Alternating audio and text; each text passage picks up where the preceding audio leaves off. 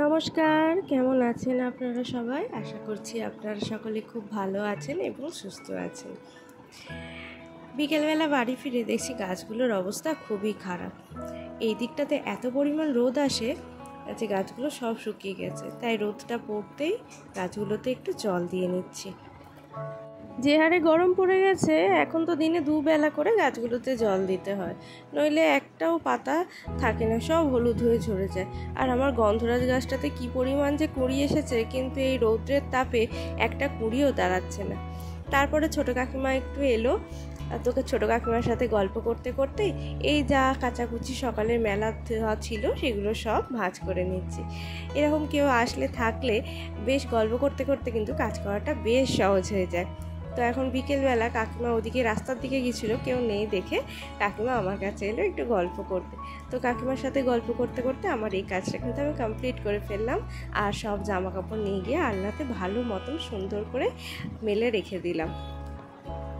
আর এরপর চলে গেলাম আমার ঘরে। এখানে গিয়ে আমার ঘরের বিছানার অবস্থা ছিল খুবই খারাপ, তো সেগুলো সব পরিষ্কার পরিচ্ছন্ন করে নিলাম। একটু ঘরটা পরিষ্কার পরিচ্ছন্ন না করা থাকলে না বেশ ভালো লাগে না। সন্ধে এখনও হয়নি, সন্ধে হতে এখনও একটু দেরি আছে, তো ভাবলাম ঘরটা পরিষ্কার পরিচ্ছন্ন করে নিই। সন্ধ্যার পর তো আর ঝাঁটপালা সেইভাবে দেওয়া হয় না, সেই জন্য এখনই করে নিলাম। তো ঘরটা পরিষ্কার করে নিতে নিতে এদিকে কাকিমাও ছিল, কাকিমার সাথেও গল্প করতে করতে আমার কিন্তু এই কাজগুলো বেশ তাড়াতাড়ি হয়ে গেল।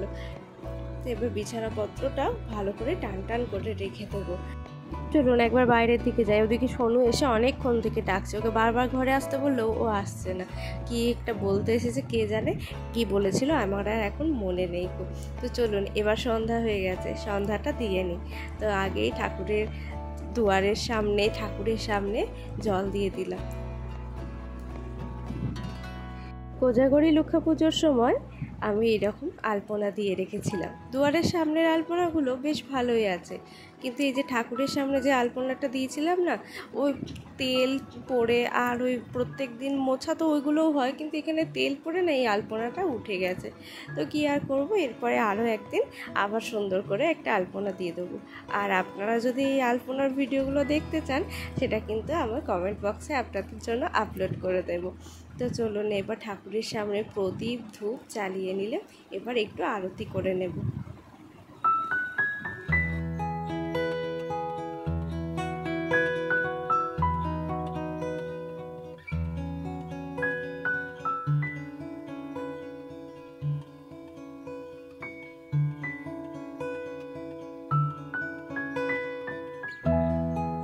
চলুন এবার সমস্ত ঘরে গিয়ে ধূপ প্রদীপ দিয়ে আরতি করে নিই।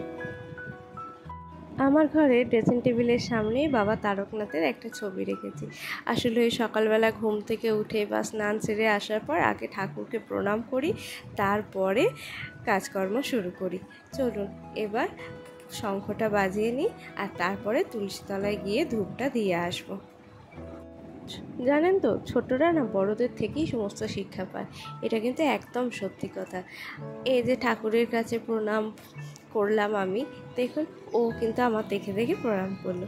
তো সন্ধ্যা দেওয়া হয়ে গেছে, একটু সন্ধ্যাটা বসেও গেছে। তারপরে আমি চলে এলাম রান্নাঘরে। রাতে বানাবো একটু ঘুগনি, তার জন্য মটরটা সেদ্ধ করতে দিয়ে রাখলাম। আমি মটরটা ওই সকালেই ভিজিয়ে রেখে দিয়ে গেছিলাম, তাতে না ভালো হয়। আর সঙ্গে সঙ্গে মটর একদম সেদ্ধ সিটি দিলেও গলে না গো, আর ঘুগনিটা খেতেও ভালো লাগে না। ওদিকে আমি মটরটা সেদ্ধ করতে বসিয়ে দিয়েছি। তারপরে ভাবলাম বাসনপত্রগুলো একটু গুছিয়ে নিই। এইভাবে কাজের ফাঁকে সময় বের করে সংসারের বাকি কাজগুলো যদি করে নেওয়া যায় না, সময় লাগে অনেক কম, আর নিজের জন্য বেশ খানিকটা সময় পাওয়া যায়।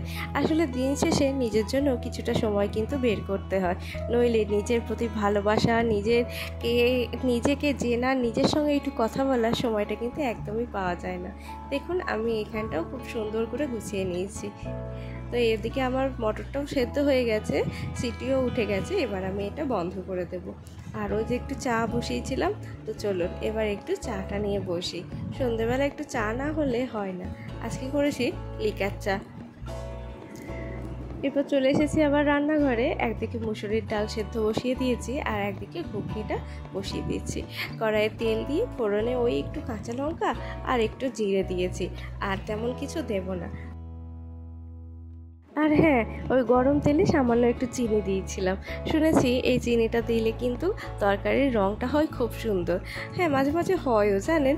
আবার কখনো কখনো চিনিটা বেশি দিয়ে ফেললে ওই মশলাটা কষাতে গিয়ে পুড়িয়ে ফেলি। তার জন্য খুব সাবধানে কিন্তু চিনিটা দিলাম। এদিকে আমার মশলাও কষানো হয়ে গেছিলো, তো ওই সেদ্ধ করা আলু আর মটরটা দিয়ে দিলাম। এদিকে আমার মুসুরির ডালও সেদ্ধ হয়ে গেছে।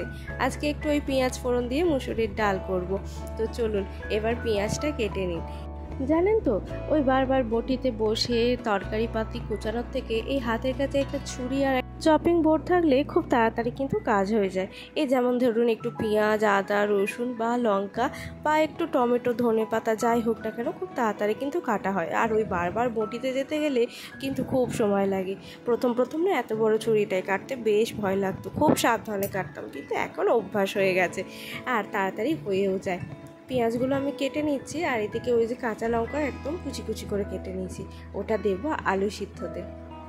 এই দেখুন আমার পেঁয়াজ কাটা কমপ্লিট। এই পেঁয়াজটা দেবো আলু সিদ্ধতে, আর এই যে এই লম্বা করে পেঁয়াজ কাটাতে দেবো মাছের ডিমের চচ্চড়িতে, আর ওই গোল গোল করে কাটা পেঁয়াজটা আমি দেবো ডালে। এটা কিন্তু আমি নতুন জেনেছি, ওই ফেসবুক স্ক্রল করতে গিয়েই একদিন দেখলাম যে পেঁয়াজের শেপের ওপর কিন্তু তরকারির টেস্ট নির্ভর করে। তাই আমিও যা ভাবলাম যে ঠিক আছে, তাহলে আমিও আলাদা আলাদাভাবে পেঁয়াজ কেটে দেখি কোনো টেস্ট পাই নাকি। তো টেস্ট সত্যিই হয়েছিল। তো বাবা ওইদিকে বাজার থেকে এসে গেছে, তো বাবাকে বললাম যে গরম ঘুগনি করেছি, একটু খেয়ে নাও। তো বাবাকে এদিকে গরম ঘুগনি একটু পেঁয়াজ, লঙ্কা আর বিট লবণ ছড়িয়ে দিয়েছি। বাবা তো খেয়ে খুব প্রশংসা করলো। চলুন এবার ডালটা বসিয়ে ফেলি। ডালটা বসানোর আগেই ওই পেঁয়াজ আর লঙ্কা আর একটু কালো জিরে তেলে একটু ভেজে নিই, ওইটা দিয়ে না ওই আলু সিদ্ধটা মেখে নেব। তো আলু সিদ্ধটা আমি আগে হাতায় করে চটকে রেখে দিয়েছিলাম, এরপরে আমি তেলটা দিয়ে নিলাম। এই গরম আলুটা একটু সেনে নিলে না বেশ ভালো হয়, একটু ঠান্ডা হয়ে গেলেই না ভালো করে সেনা যায় না, আর কুটুলি কুটুলি হয়ে থাকে, সেটা বাপু আবার ভালো লাগে না। তো এবার ডালের জন্য ওই শুকনো লঙ্কা আর পেঁয়াজটা ভেজে নিলাম। শুকনো লঙ্কাটা আর পেঁয়াজটা কিন্তু বেশ লাল করে ভেজেছি, কিন্তু পুড়িয়ে ফেললে হবে না, ওই ব্রাউন কালার হলে ওই যে ডালটা রেখেছিলাম সেটা দিয়ে দিলাম। ডালটাও আমার হয়ে গেছে, আর এরপর করবো আমি মাছের ডিমের চচ্চড়ি। তার জন্য কড়াইয়ে ওই কালো জিরে ফোড়ন দিলাম, কারণ তো আপনাদের আগেই বলেছি এখানে এরা কেউই 5 ফোড়ন খেতে চায় না, মানে মা বাবা খেলেও আমার বরটি একদমই খেতে চায় না, সেই কারণে 5 ফোড়ন আর দিই না। পেঁয়াজটা হালকা ভাজা ভাজা হয়ে গেছে, এরপরে আমি মাছের ডিমটা দিয়ে দিলাম। আগে ভাজার দরকার নেই, পেঁয়াজটা ভাজার পর মোটামুটি তেলটা ছেড়েই দেয়, তখনই দিয়ে দিলেই হবে। আর তারপরে বেশ কিছুটা ওই টমেটো দিয়ে দিলাম। এই টমেটোগুলো না গাছের টমেটো, তাই বেশি দিতে লাগে না। দেখছেন কত সুন্দর লাল হয়েছে, আর টকটাও কিন্তু বেশ ভালো লাগে। এই যে পেঁয়াজের সাথে মাছের ডিম একদম মাখা মাখা হয়ে গেছে, আর এরপর দিয়ে দিলাম খুব সামান্য একটু জল।